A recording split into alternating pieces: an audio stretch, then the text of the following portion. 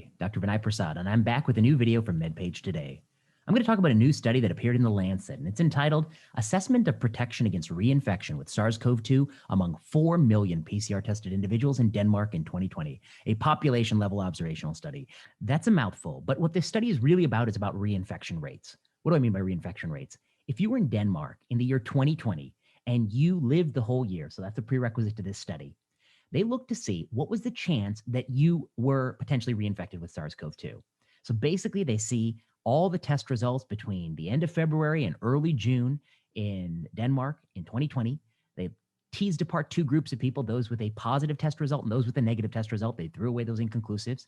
And they went to see into the fall between September 1st and December 31st, what percent of people in each of those groups, again, had a positive test result for SARS-CoV-2. So the idea is, if you were positive at the end of March, you ought to have cleared, you ought to have resolved that infection for you to be positive again in October. That's the general premise. What do they find?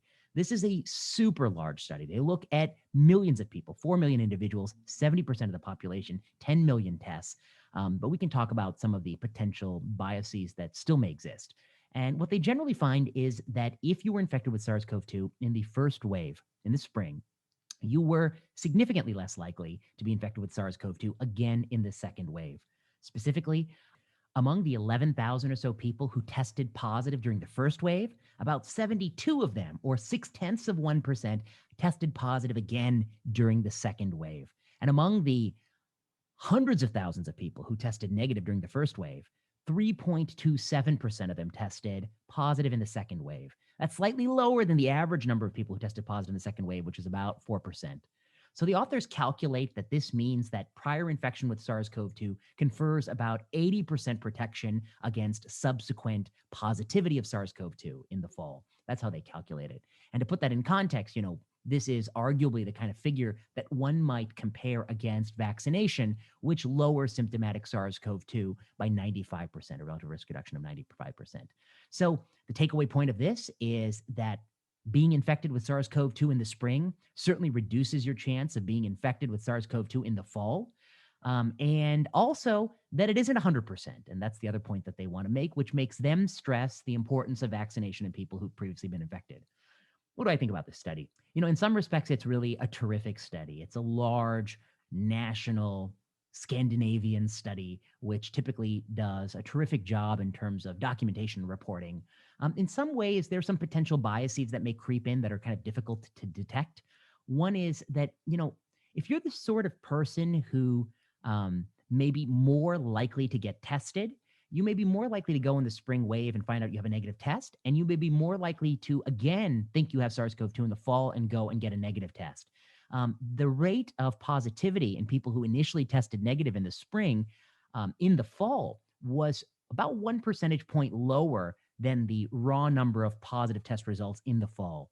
So that suggests possibly that there might be some phenomenon of the worried well going on here, and that might diminish the perceived effectiveness of prior SARS-CoV-2 infection. I mean, that's just one possibility. The other possibility is, what we're talking about here is really being PCR positive on 2 different occasions separated by 3 months in time. Now, that is assumed to mean reinfection, that you had it, you cleared it, and it came back again. I suppose it might be theoretically possible that there was somebody with some low-level PCR positivity that whole time, just puttering along, and then all of a sudden, they were captured again in September 1st. It's possible, maybe quite unlikely, but it still has to, be considered. The other thing I think is sort of the deepest limitation of the study is we don't know how sick people were when they tested again in the fall.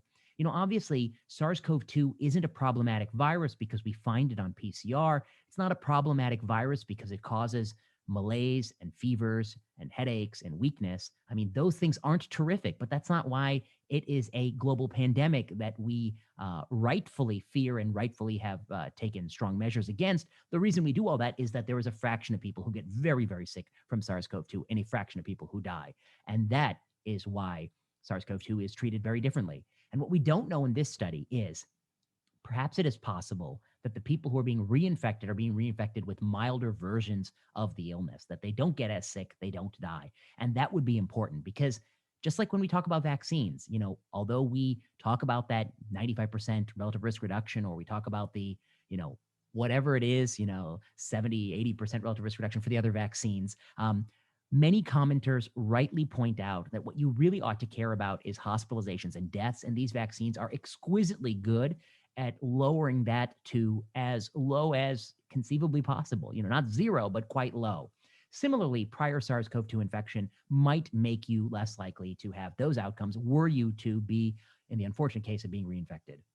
Now, the authors here did something that they think will get around some of these problems in terms of who's choosing to get tested. And that something was they looked at the subgroup of people who were healthcare workers. The idea is that healthcare workers, more than other groups, are more likely to have regular testing. And they find roughly similar results in that subgroup, suggesting that they think these estimates are more or less consistent with what one might expect.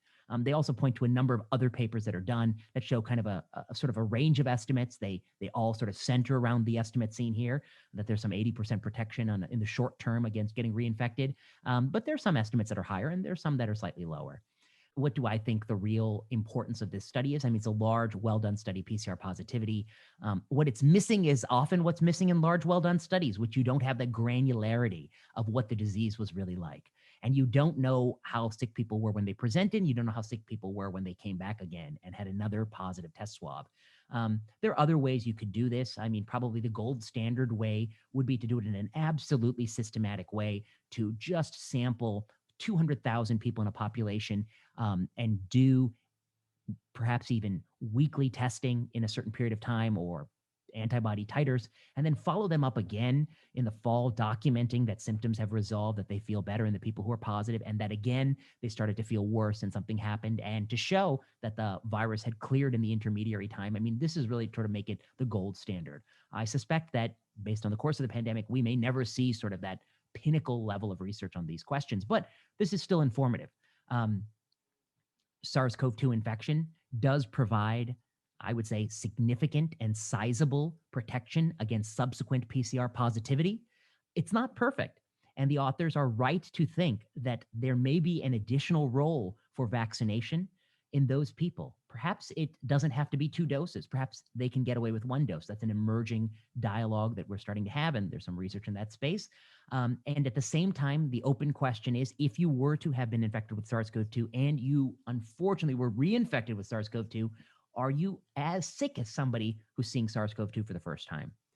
Putting this all together, I think the real question that perplexes many people is going to be, what will the future look like? Will SARS-CoV-2 be a virus that we drive into the dirt, into extinction? I think I'm in the camp of people thinking that that's very unlikely to occur. Will SARS-CoV-2 be the kind of virus that children are infected with at a young age, thankfully, with low morbidity and mortality, because we know there's a steep age gradient here, and adults have been vaccinated predominantly, and thus SARS-CoV-2 becomes a virus of childhood that we see, that we live with, perhaps even that someday we have vaccines that creep into the pediatric age group and actually prevent it from even affecting those kids. I think that's a much more likely scenario, but I suspect SARS-CoV-2 will be a virus we live with for a long time, just as we have been living with influenza. And this paper does provide important information. The human body is able to learn from prior infections. The human body is able to fight SARS-CoV-2 again, were it to encounter that. It is also not perfect, and there will be some people who have a SARS-CoV-2 infection, probably feel better, and then later have a SARS-CoV-2 infection. Thankfully, that's low in this study. 0.6% had positive PCR positivity, and hopefully they don't get as sick. I think it's an interesting study. I commend the authors, and that concludes articles that you're definitely going to read later. I'm Vinay Prasad. Thank you.